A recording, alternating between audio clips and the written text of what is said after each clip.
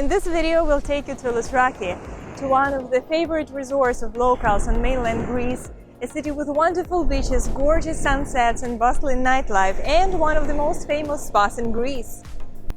We'll explore what to see and where to go within the town's limits and around it, including scenic spots, nature trails, cultural sites, and attractions a short drive away.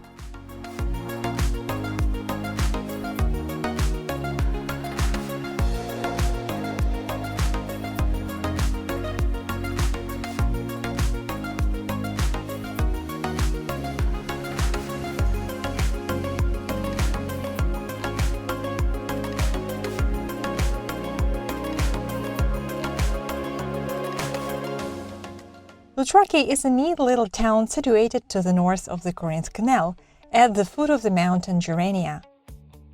Greece boasts 82 thermal springs that are officially recognized for their healing properties. Loutraki is one of them, and unlike many others on this list, is a place easily accessible from Athens. It takes you a bit more than 1 hour to drive here from Athens, up to 2 hours in rush hours, though. You can also get here by bus that runs every 4 hours. There is going to be a direct railway connection from Athens to Loutraki soon. For now, the train can get you from Athens to Corinth, where you'll have to get on a bus to Loutraki or use a taxi. As I have already mentioned, people come to Loutraki for its water. Unlike in many other places in Greece, here you can drink water right from the tap, which is very convenient, cost-efficient and beneficial for your health, as it is said to help with urinary, liver and digestive issues, as well as hypertension and diabetes.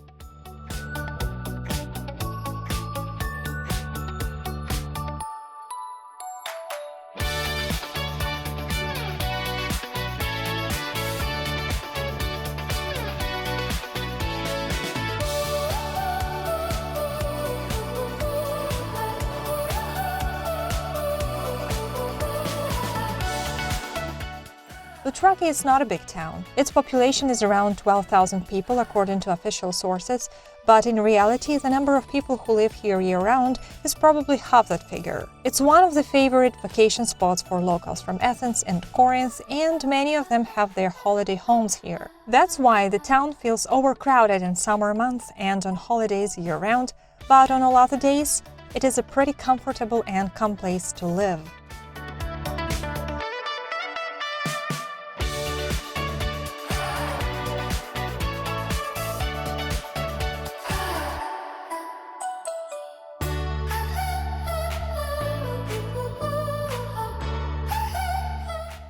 The word Loutraki translates from Greek as little springs. The Greek word loutro means a bath or a bathhouse, and the suffix aki is a diminutive suffix. There is nothing diminutive about the place itself. It's been known and appreciated since antiquity. The earliest documented mention of the waters of Loutraki appears in the works of the Athenian historian Xenophon. He referred to Thermes, the historical name for the city of Loutraki, while describing the time Agesilaus, the king of Sparta, spent in the region during the Corinthian War. Xenophon wrote that after battles, Spartan soldiers resorted to the life-giving power of the thermal waters of the ancient town of Thermi to rest and rejuvenate. The use of the thermal waters of Loutraki continued throughout the Roman, Byzantine, and post-Byzantine eras. Long before the hotels and wellness centers, before the neat rows of sun lounges, the thermal waters drew people in.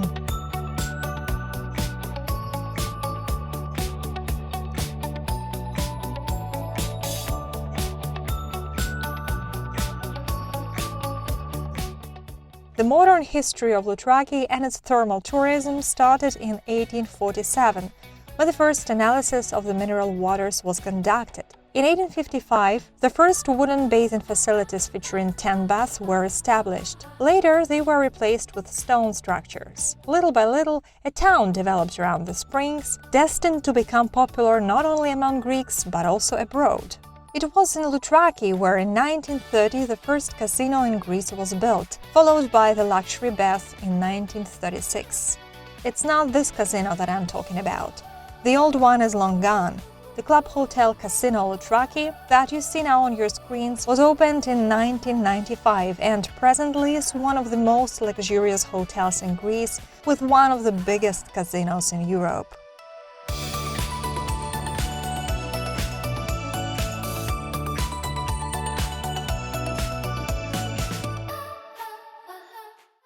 The history of this beautiful coastal town has its sad pages as well. The beginning of the previous century brought Loutraki and its inhabitants not only prosperity, but also grief. On April 22, 1928, the town was completely destroyed by the powerful Corinth earthquake.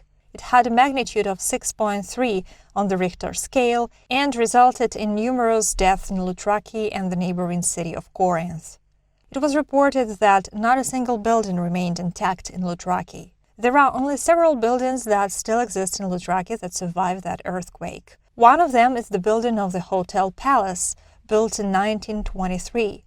It was repaired after the earthquake and since then can be seen in many photos of Loutraki throughout the history of the town. Although it is not accepting guests today, now it is an inseparable part of the townscape.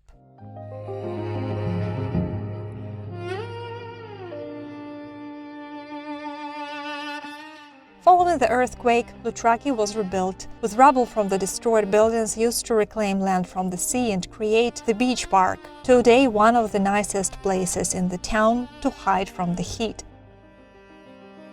In 1981, 3 more strong earthquakes hit the area. Though these earthquakes had less destructive effects on Loutraki compared to the one of 1928, the town lost 4 hotels, including its then iconic ultra-modern Hotel Apollo. Later, the area where it had once been was occupied by the casino.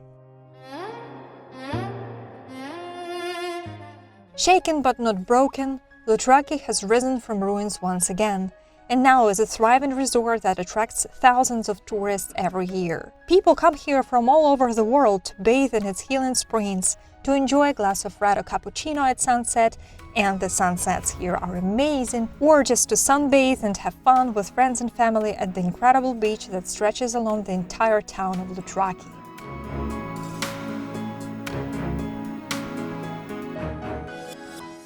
So what are some interesting and distinctive places in Loutraki? In this video, we'll share with you our favorite places in Loutraki and around the town, and we'll start with the Loutraki Thermal Spa. I've already mentioned the healing qualities of local water, so the first place to go should be the Loutraki Thermal Spa. The spa is located opposite the city's seaside park and the cinema, and it's a big modern building with 4 swimming pools, 3 interior and 1 exterior. There are single and double cabins, a sauna, a hammam, which is a Turkish bath, steam bath, gym, mud therapy, yoga, water showers, and a cafe. The waters that are used in the pools are said to help with many health issues. The Loutraki Municipal Thermal Springs. Another place you must not miss is the Loutraki Municipal Thermal Springs. It's a 10-minute walk north from the spa center. The current building of the Municipal Thermal Springs was constructed between 1931 and 1934. It has survived the earthquakes of the previous century and has become one of the symbols of Loutraki. For a while, it had been abandoned and was renovated a couple of years ago, so now visitors can enjoy its rich interior again. During the operating hours, which is usually from 9 a.m. till 2 p.m., there is always a worker there to offer you a glass of healing water. It is free of charge. When you exit the building of the Municipal Thermal Springs, just across the road lined with palm trees, you'll spot a crowd of people gathered at the water's edge, oddly close to the street. Don't be surprised. Here, the thermal spring flows into the sea and everyone can swim in its waters absolutely free of charge.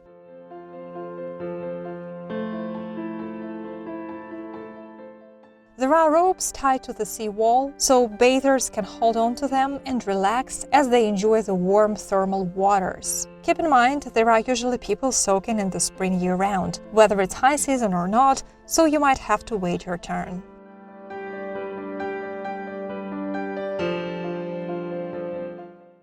Waterfront Promenade. Loutraki features a wide seaside walkway that's perfect for a stroll, whether early in the morning or at sunset. It was recently renovated. Now it is fully pedestrian and with a cleaner, more unified look, even though some greenery unfortunately was lost in the process. Along the central stretch, you'll find wide, double-sided benches where you can sit and enjoy the view, plus plenty of great spots to grab a bite, sip a coffee, or enjoy a glass of wine or beer. You'll find plenty of bars, cafes, tavernas, and restaurants around here. Most places stick to Greek or Mediterranean cuisine, though there are a few exceptions.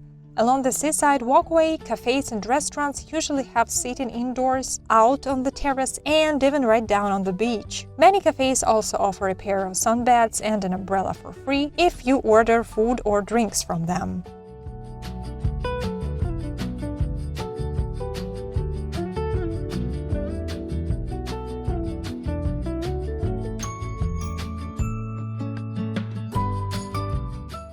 Loutraki has a reputation of a resort with a developed tourist infrastructure and a variety of entertainment for every taste. You can rent a catamaran, a subboard or a wakeboard, go jet skiing or tube riding. There is also a boat rental. You don't necessarily need a license, as smaller of these boats can be rented without it. The price is 150 to 100 euros per day, depending on the boat. Finally, there are several tour agencies in the town that provide various tours to places as distant as Meteora or Olympia and cruises to some islands.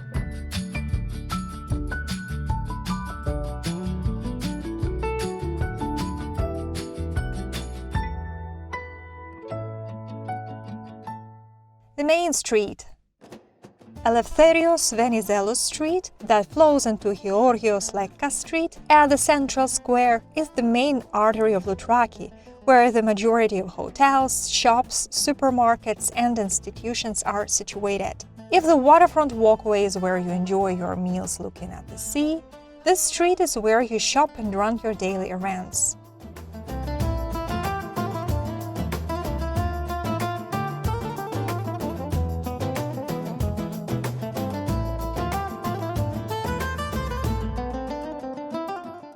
The biggest supermarket here is Galaxias. It has 2 floors.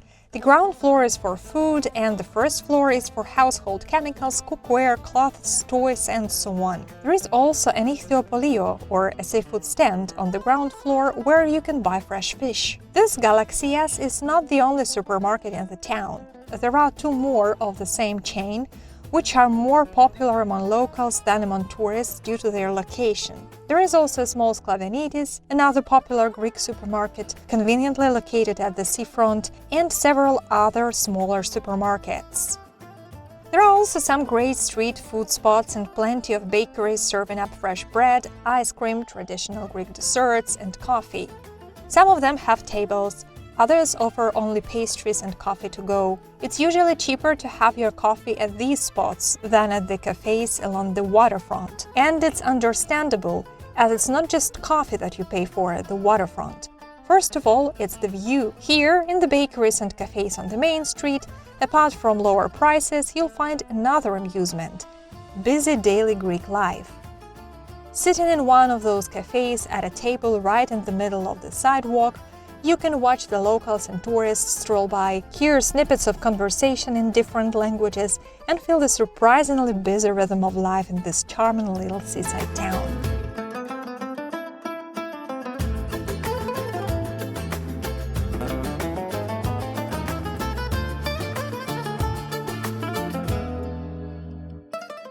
Loutraki is not a big town, but it has several nice parks. And the first one that I want to mention is the one you simply won't be able to miss if you come to Loutraki, as it's situated on the seashore right in the center of the town and is known as the Beach Park. In the heart of Loutraki, facing the Gulf of Corinth, there is a nice little park, a favorite place for many locals. The park was created on reclaimed land after the devastating earthquake of 1928, using rubble from destroyed buildings to form what is now a vibrant oasis of greenery. There are a lot of eucalyptus and pine trees, palms, white and pink oleanders, tamarisks, and even a couple of jacaranda trees. There are benches in the shade of the trees where you can rest on a hot afternoon. At the far end of the park, there is a stone drinking fountain with the same healing water. The fountain has two spouts, one on each side, from which water flows into a shallow rectangular basin. One of them reads ematikon, which means therapeutic or healing in English. The other reads epitrapezion, which means table water.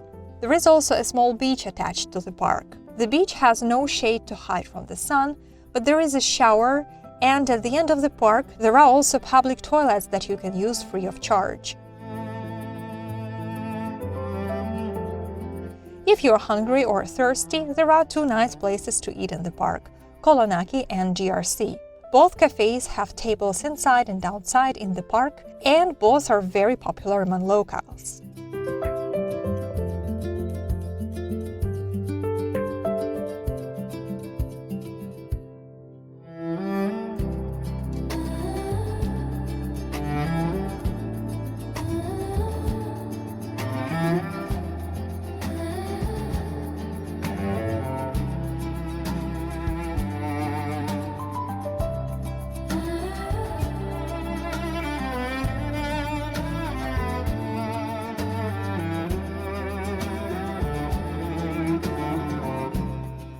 Neraida and the distant park. There is another park that faces the sea in Loutraki. I'm not sure it has a name, but the area it's located in is often called Pevkaki. It's perched on a cliff above the sea at the northwest end of the town. It's always quiet here, with the fresh scent of the sea and the pine trees filling the air. You may even spot a fox in the park or near it. Unfortunately, a big part of this park has been lost to the sea, but what remains is still a nice place to spend a couple of hours in with a book. There is a sports ground or an outdoor gym at the further end of the park, and if you go further down the road, you'll end up at another Loutraki beach. The place is called Neraida. It's somewhat wild, with minimum infrastructure and only one tavern. So it's a cozy, natural corner loved by those who travel in RVs and camper vans.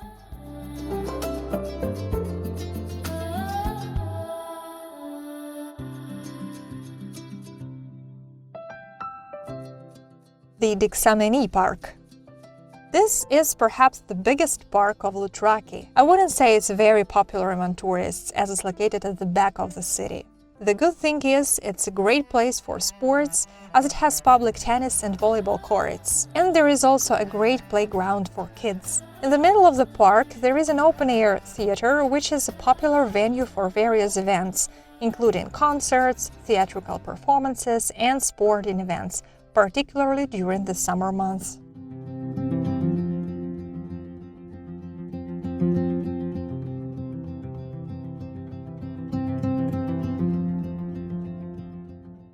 The Loutraki waterfalls. This is what used to be called the Loutraki waterfalls. As you can see, the waterfalls are nowhere to be seen today, but I want to speak about them first of all because they used to be magnificent, and second because many internet sources still mention it as one of the landmarks of Loutraki, though it is no longer true.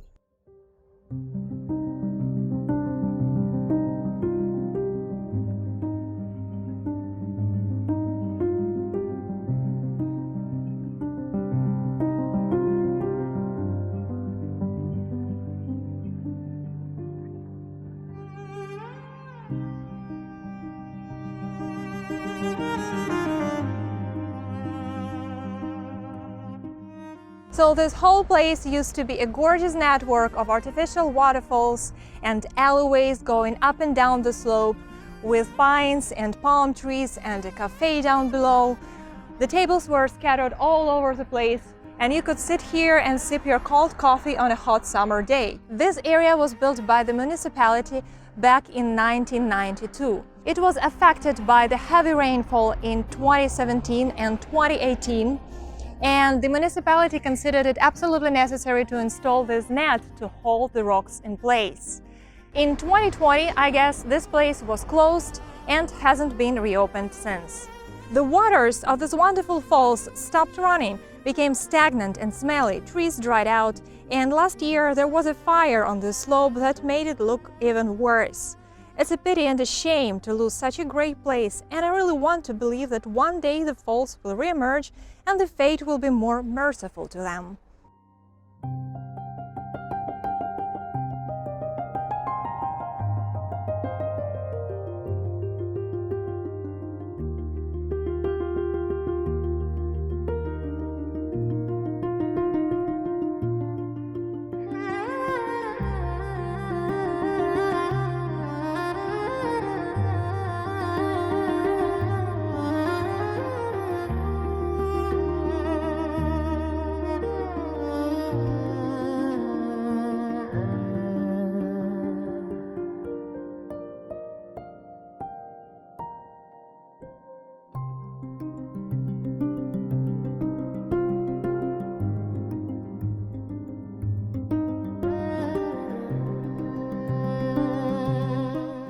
There is a little open-air cinema in Loutraki, which, believe it or not, has been operating since 1937. You can find it right behind the beach park and in front of the spa, in the shade of tall eucalyptus trees. It's a very nice place to spend a summer evening, enjoying a good movie and the sea breeze.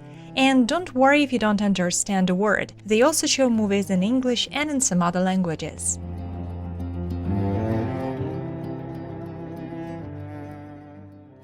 The Club Hotel Casino Loutraki is situated at the entrance to the town and, for many Greeks, is the primarily reason why they visit Loutraki.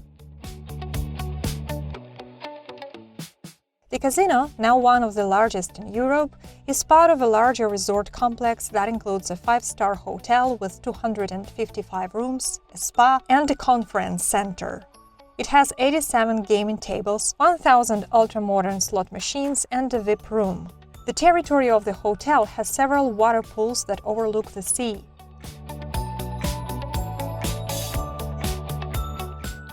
A room for two with breakfast will cost you around 160–250 euros, depending on the season, the day of the week, and the view.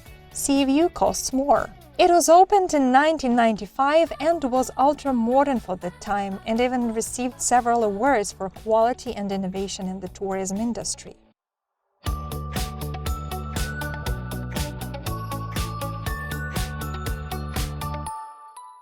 Now, as we have mentioned most of the places worth seeing in Loutraki, let's see what interesting places there are around the town. The Gerenia Mountains. Loutraki is resting at the foot of the Gerenia Mountains, one of the most distinctive mountain ranges of the region. The mountains are embraced by 3 gulfs: the Saronic Gulf, the Corinthian Gulf, and the Alkyonides Gulf, and offer a wide range of outdoor activities for those who like hiking, trekking, mountain biking, and even canoeing. According to the legend, the name of the mountain comes from cranes. Back in the time of Deucalion flood, Megaros, son of Zeus and a Naiad nymph, swam to the mountain peaks to save himself, following the calls of cranes flying overhead. The Gerenia peaks are considered a great spot for bird watching, especially during migration season, since the mountains sit right along a major migratory route.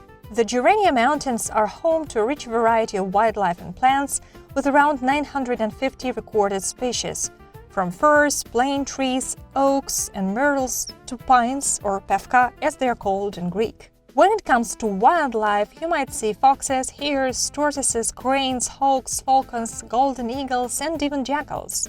As you hike through the hills, you'll come across natural springs with crystal clear water. The most interesting routes are the coastal route from Lake Vouliagmeni to the Malagada Lighthouse and the route to the highest peak of the range, Makriplagi. It's 1,369 meters high, and the view from the top is undoubtedly awesome.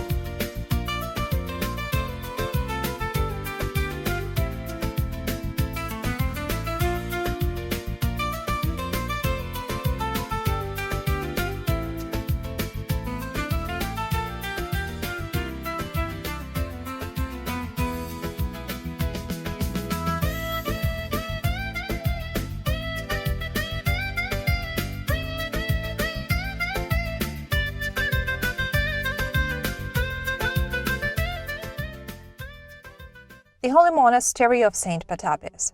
The Monastery of Osias Patapios is located at an altitude of 700 meters. From a young age, St. Patapios devoted himself to a life of prayer and fasting, eventually leaving for the desert to live as a hermit. Later, he went to Constantinople, where he became known for healing illnesses and for his deep spiritual wisdom. He died there, but when Constantinople fell in 1453, the relic of St. Patapios was moved to a cave in Loutraki to save it, where it remained intact until it was accidentally rediscovered in 1904. Since 1952, it has operated as a women's monastery. To get to the monastery, you need to climb 180 steps. Around it, there is a big courtyard with stone fountains for drinking water and awesome views of Loutraki, Corinth, and the Corinthian and Saronic Gulfs.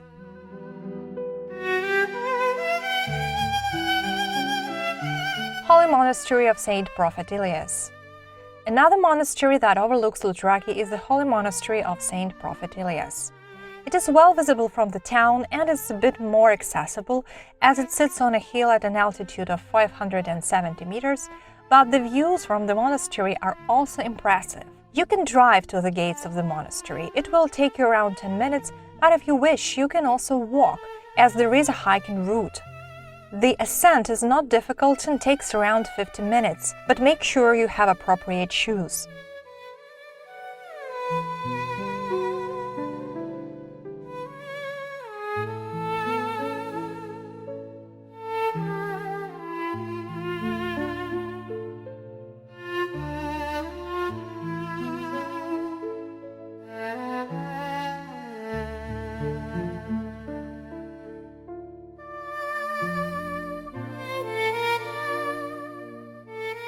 Lake Vouliagmeni.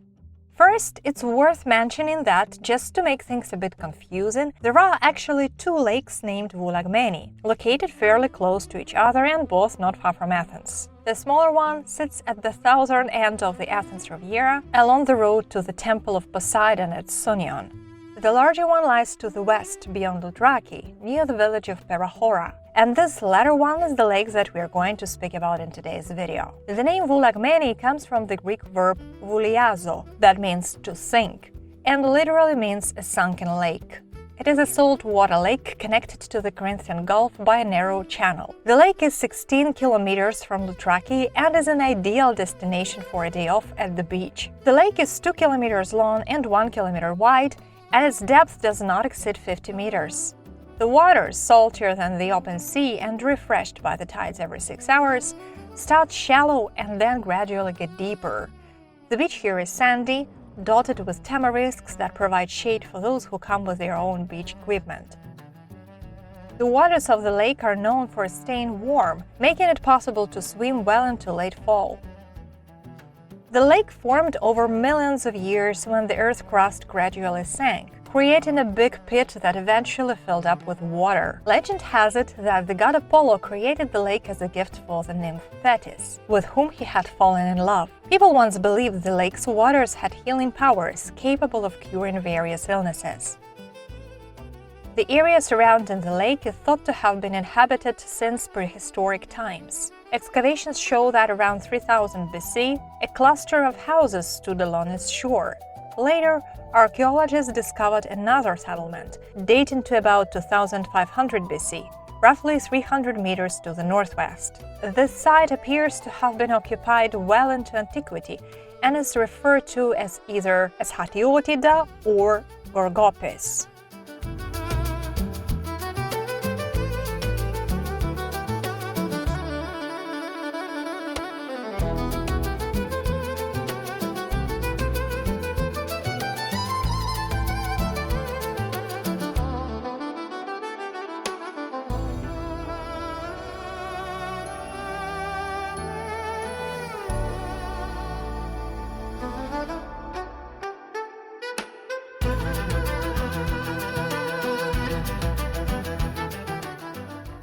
Perahora and the archaeological site of Heraeon.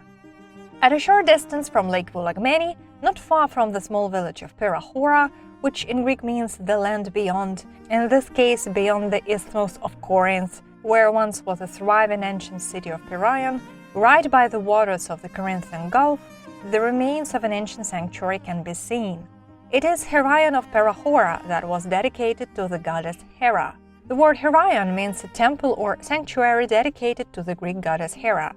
Archaeologists have discovered here not one, but two temples dedicated to Hera. The older temple, from the 8th century BC, is among the earliest temples of Greek temple design. The second, bigger temple, constructed in the 6th century BC, demonstrates more developed architectural skills. Both temples played a key role in worshipping Hera and served as sites for rituals and offerings to honor the goddess. Besides the two temples, the sanctuary complex included a large stoa, a cistern, and several other buildings used for different ceremonial and practical functions. According to archaeologists, activity at the site suddenly stopped in the 2nd century BC. It's believed that Roman legions looted the area after the Battle of Leucopetra in 146 BC, similar to the destruction of Corinth around that time. The site might have been resettled during Roman rule, but eventually it was abandoned again.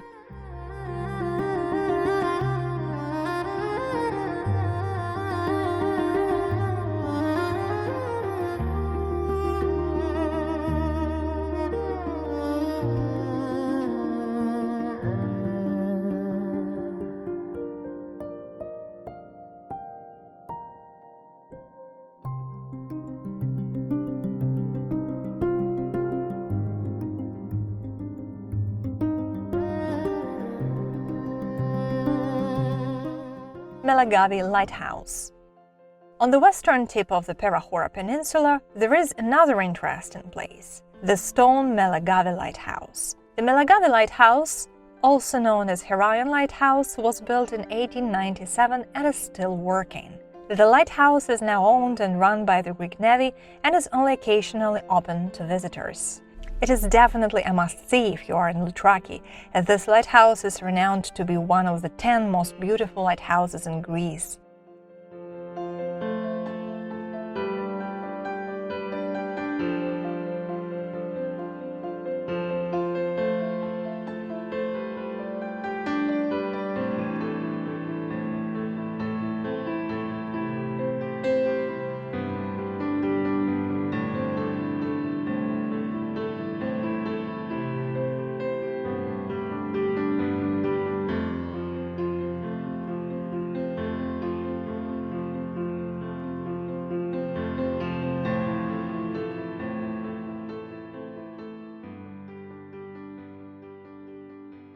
Cave of Seals.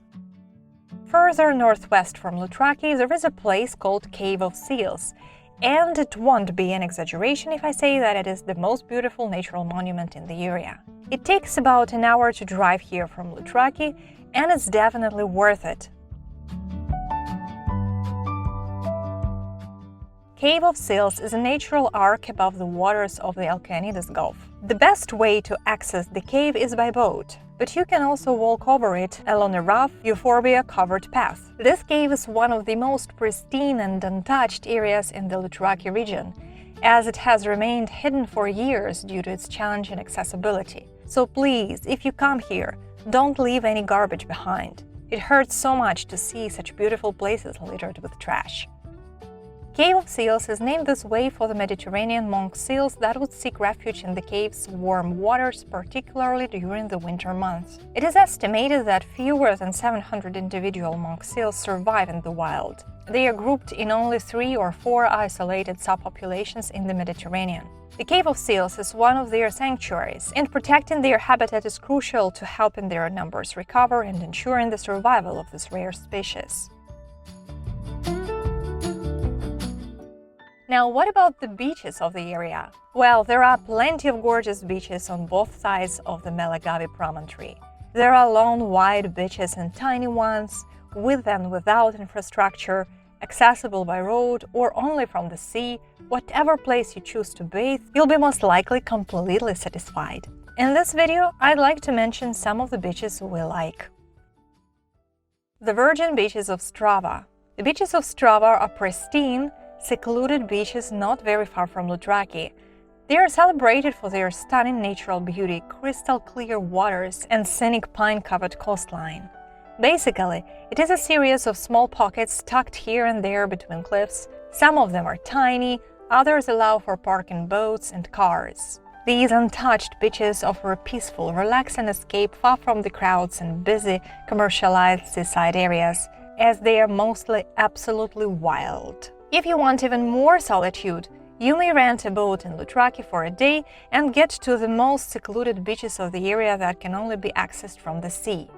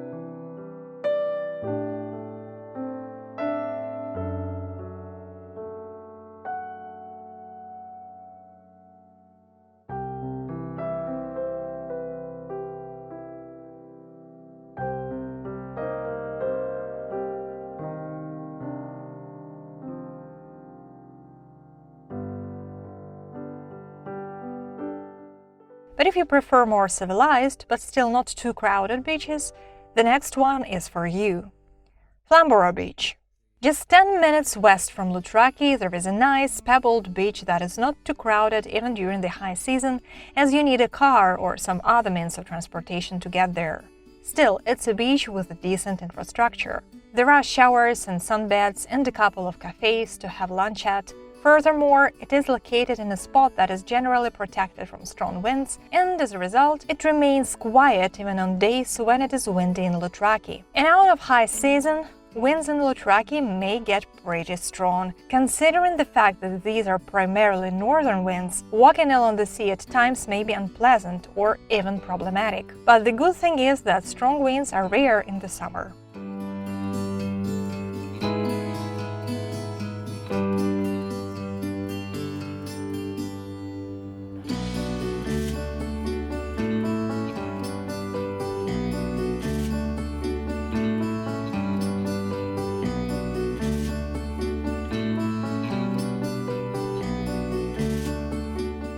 Now, what about some archaeological sites of the area? Well, of course, there is ancient Corinth not far away, together with the Archaeological Museum of Isthmia, but we'd like to concentrate on the places at this side of Corinth Canal first place. As the area has been famous for its healing springs since antiquity, it didn't escape the notice of Rome's wealthy elite. The Roman Villa. The Roman Villa is located a few kilometers southeast of Loutraki.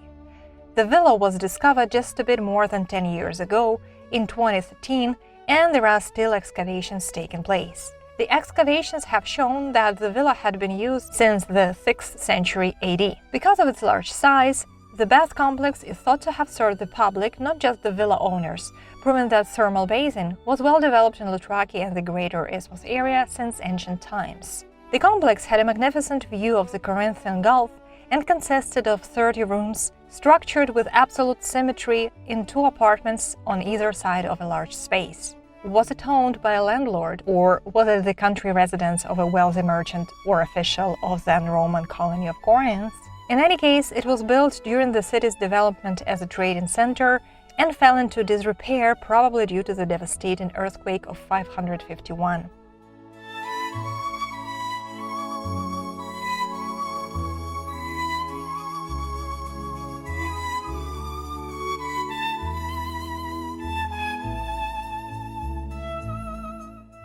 Diolkos. The diolkos, from the Greek word dia, a cross, and olkos, portage mechanism, was a paved trackway which enabled boats to be moved overland across the Isthmus of Corinth. You see, the Peloponnese is not an island, it's a peninsula, and it had been connected to the mainland until in 1893 the Corinth Canal was finally cut through the isthmus, which enabled boats and smaller ships pass from the Gulf of Corinth to the Saronic Gulf and back. In ancient times, to avoid the long and dangerous circumnavigation to the Peloponnese Peninsula, people had to drag their ships overland using the diolkos. We don't know when exactly it was built, but what we know is that the diolkos remained reportedly in regular service until at least the middle of the 1st century AD. After which no more written references appear. Now there are only sections of the diolkos that have remained, as a part of it was destroyed during the construction of the Corinth Canal.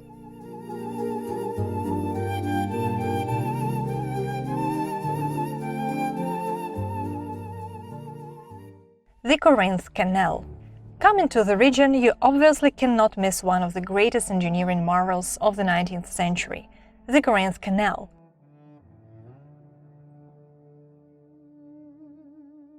The Corinth Canal is a stunning spectacle to an unprepared eye. It is especially beautiful on hot and sunny summer days and is definitely a must-see if you are in the area. There are several bridges over the canal, but the one that has sidewalks for pedestrians and is the most popular is this one. You can bungee jump from this bridge, which I believe is an unforgettable experience, eat in one of the many cafes located at both ends of the bridge, and take stunning photos against the backdrop of the canal. If you want to see the canal from its bottom, you can pass it on board an excursion ferry boat.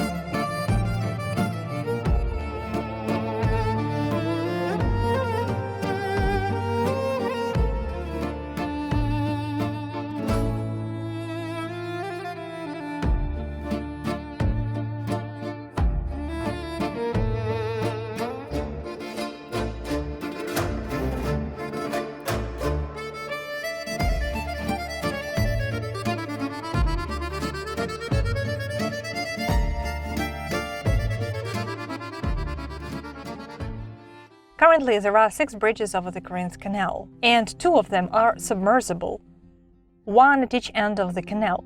They sink to the sea to allow ships to pass through the canal and then rise again to accommodate road traffic. These submersible bridges were built in 1988 and still are a key part of the infrastructure connecting mainland Greece with the Peloponnese Peninsula. The western submersible bridge connects the area known as Loutraki with Poseidonia. This is where the remains of the ancient vehicles we spoke about earlier in this video can be seen. The eastern submersible bridge connects what is known as Kalamaki to the town of Isthmia. Both ends of the canal are great spots for watching yachts pass through the canal. But don't rely very much on these bridges if you use them to cross the canal in your car. You might wait for a long time for the bridges to be lifted again, especially in high season, as there are many vessels willing to cross the Gulf of Corinth to the surrounding Gulf and vice versa.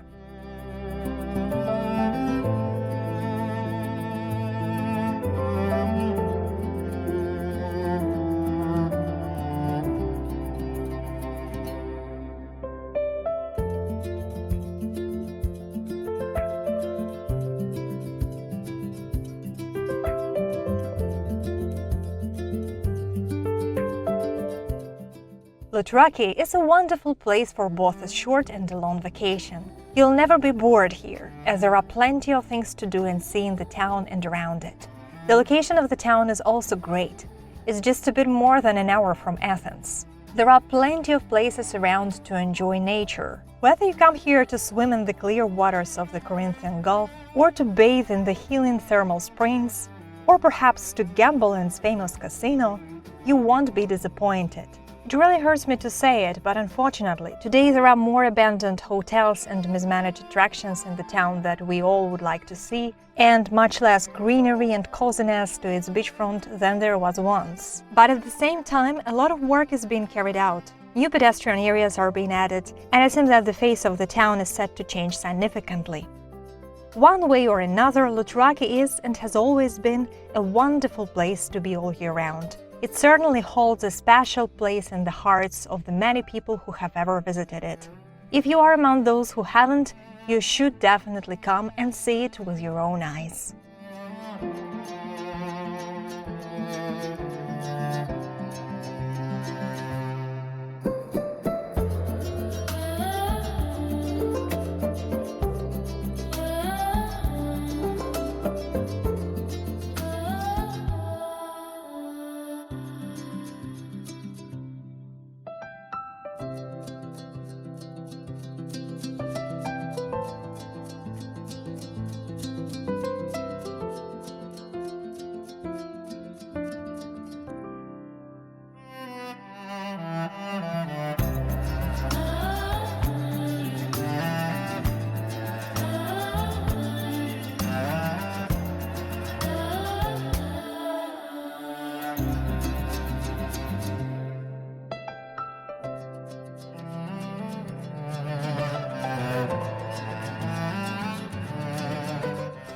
I hope you enjoyed the video.